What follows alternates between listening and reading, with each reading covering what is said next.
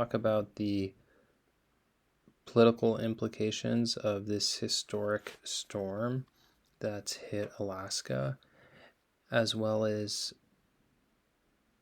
create space for a conversation around how we could better support these people who have been affected by this storm and storms that will come in the future due to global climate change.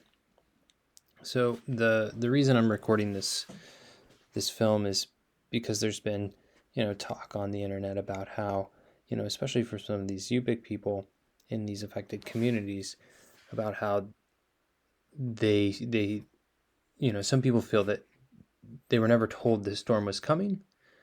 They were never told it was going to be dangerous or severe, and that there was this expectation that the government would come and save them before the storm, like do evacuations.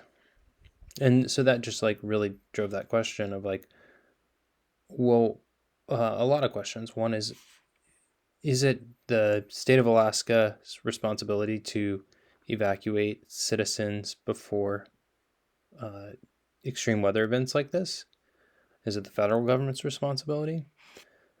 And what responsibility do citizens have in their own right to evacuate themselves? And I say that I want to be as respectful as I can to these communities, knowing that, let's just take a look at a few of them that have been most affected so we have more context. So we're going to pop over to Google Earth. Let's start with Hooper Bay. And actually, I'm going to zoom way out. So there's Alaska, lower 48. And everything on this western coast is very isolated. There are no roads. So you can't just drive inland to the United States. This is Russia over here, St. Lawrence Island, where you have Gamble and Savonga. Gamble's closer to Russia than it is the United States. And in the winter, the sea ice can sometimes freeze these two pieces of land together as one. So there's a little context for some of those folks who may be watching that aren't as familiar with these regions. So looking at Hooper Bay, there's this tiny village, and this imagery was taken in the winter, that is just right on the coast. It's a little more inland than some of the villages we can look at, but it is still very much exposed and low-lying.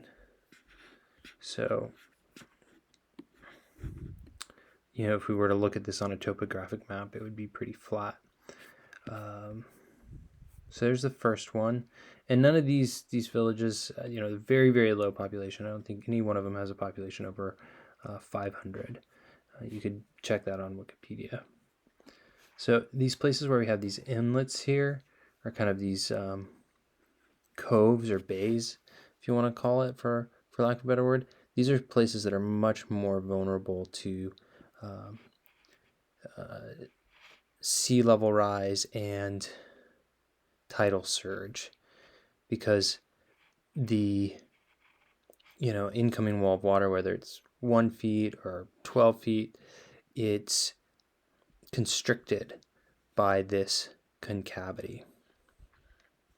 So areas like this see worse flooding. So let's zoom in to Shatulik, Alaska, and I apologize if I'm not pronouncing that with correct Yupik pronunciation. It's not my first language. And let's see if we can take the clouds off.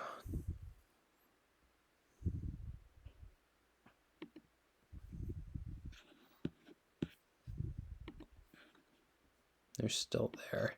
We can see this community is right on the ocean, making it very, very vulnerable to an incident like we saw with this storm surge. One more community we'll go to. Actually, we'll fly there after. Let's go back to the question of, was there information ahead of time that if the state government, the federal government, or citizens themselves knew of, they could have used to evacuate? And we can look at that. We can do a Google search that only shows results from a custom date range. So in this case, we're looking at September 12th to September 14th. So these are days before the storm ever made landfall, where the weather was good enough to, one, fly an airplane out, and probably even drive a boat upriver if you're on the Yukon River Delta or the Kuskokwim River Delta. I don't know if it would be safe to drive a ship to a safer place in that short amount of time.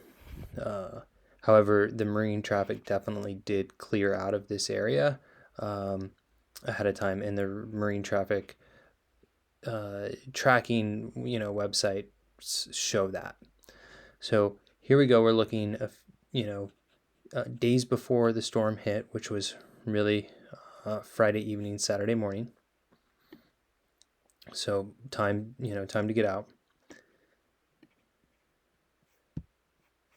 And we can see this image from 6 days ago, which shows sustained gale force winds possible on the Aleutian Islands, hurricane force gusts, and then southwest Alaska coastline, flooding / high surf possible. So this was issued by the NOAA on Monday, September 12th at 3 p.m. So, if people got this information that the government weather service was giving them, they had, they could have packed their bags on Tuesday, Wednesday, and Thursday and still flown out on Friday morning. Because we can see that these areas didn't quite get hit until Saturday morning. Now, if you're down here close to Bethel, you're going to need to be out by like Thursday, but still days to get out. So that idea that this information wasn't available to citizens, state government, federal government, that's a myth. The internet doesn't lie, and we can see that, especially 4 days before the storm, many news sources were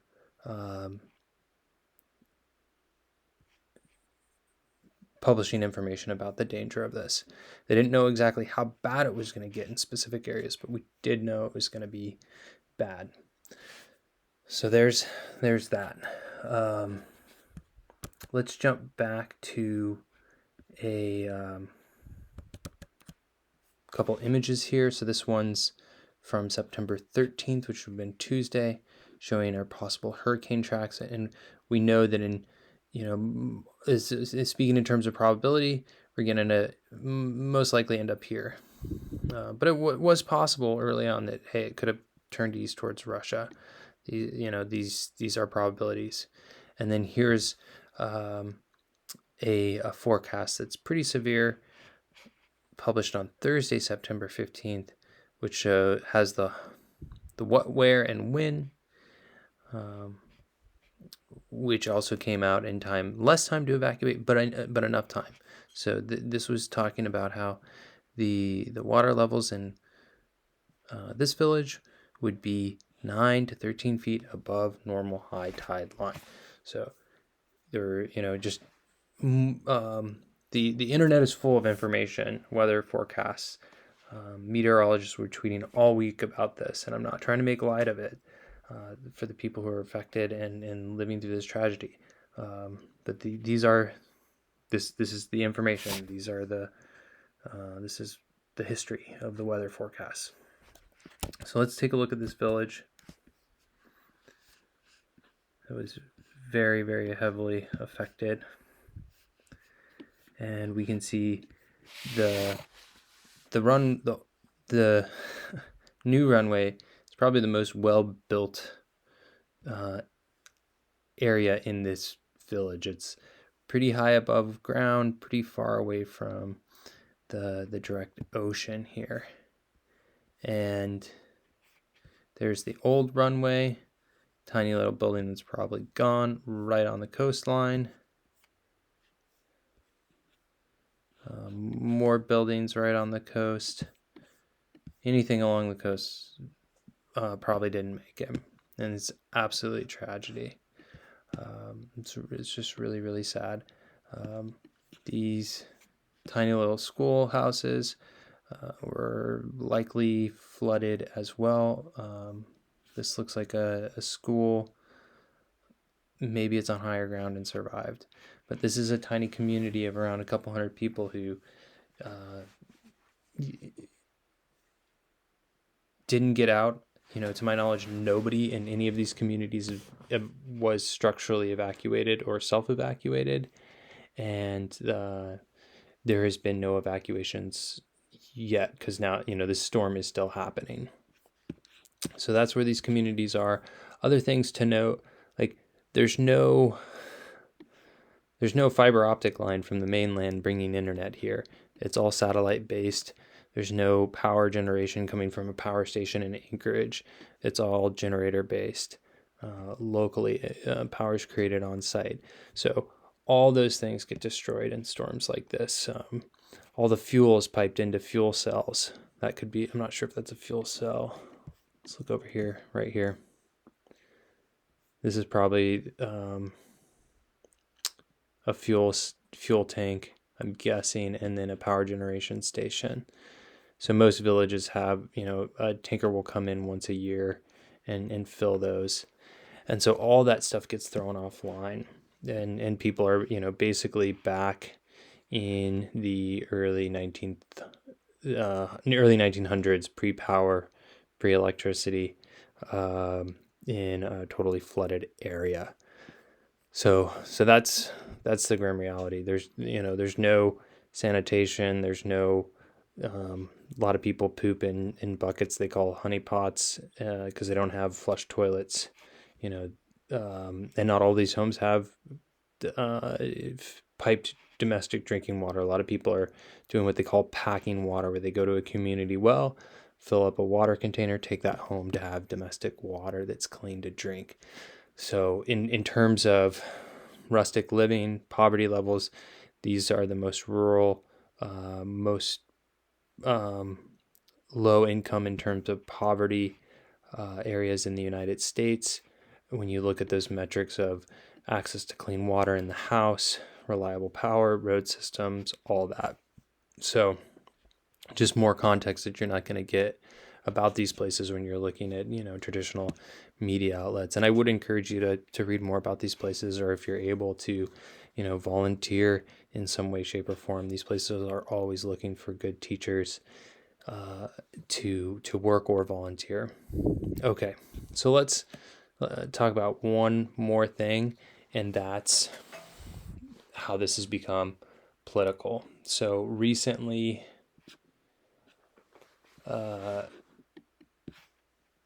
Mary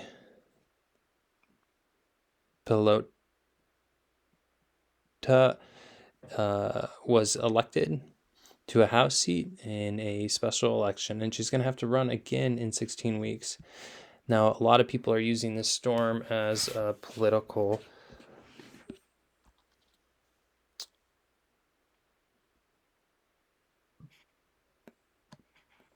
talking point. I don't know, political card. I'm struggling to find the right words to describe it. Anyway, for anybody who's running for a congressional or for a political office in Alaska, they will need to answer to their constituency these questions of how do they better support these rural communities, because these people have voting power. This is their constituency as well when it comes to these types of storms. What they advocate for in then the coming days will be and weeks before the midterm elections will be very telling in terms of the political outcome of these races. If we look at the 538 information, which does election probability statistics, it shows that right now, as of today, September 18th, Sarah Palin is forecast to win. So, feel free to comment on these things in this video. Let me know what you think, especially if you're living in rural Alaska and you're in one of these communities who are affected. Let us know what it's like on the ground. If you live in the bush, but you haven't been affected, but you know people who have. Let us know what you think about some of these questions. Should this be a political issue or just a fundamental human right baked into, government social services or social, welfare programs where, a big storm's coming in, they mobilize National Guard and just like fly, airplanes and helicopters into all these villages and, bring people back to Fairbanks and Anchorage, places with